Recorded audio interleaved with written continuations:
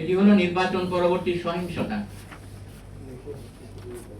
নির্বাচন পরবর্তী পরিস্থিতি নিয়ন্ত্রণ শুধু নির্বাচন ব্যবস্থারই একটি গুরুত্বপূর্ণ উপাদান, কিন্তু আমরা এটি উপেক্ষিত হতে দেখেছি। এ বিষয়ে আমাদের উপস্থাপনায় বিস্তারিতভাবে উল্লেখ করা হবে।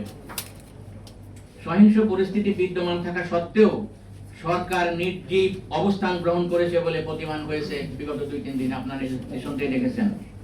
আইন শৃঙ্খলা বাহিনীর কোনো দৃঢ় পদক্ষেপ লক্ষ্য করা যাচ্ছে না এখনো অবধি। এটি শুধু হতাশাজনকই নয়, বরং মানবাধিকারের লঙ্ঘনও বটে। প্রিয় সহকর্মী বৃন্দ, আপনারা বিভিন্ন সময়ে আমাদেরকে সহযোগিতা করেছেন, গণমাধ্যম আমাদের বক্তব্য তুলে ধরেছেন, এজন্য আপনাদেরকে আমরা আন্তরিক ধন্যবাদ জানাচ্ছি। আশা করি আজকের সম্মেলনকেও গুরুত্ব দিয়ে প্রকাশ করবেন। এখন আমি আপনাদের মূল উপস্থাপনায় আপনাদেরকে আমন্ত্রণ জানাচ্ছি। উপস্থাপনার পর আপনাদের কোনো প্রশ্ন থাকলে উত্তর দেওয়া হবে।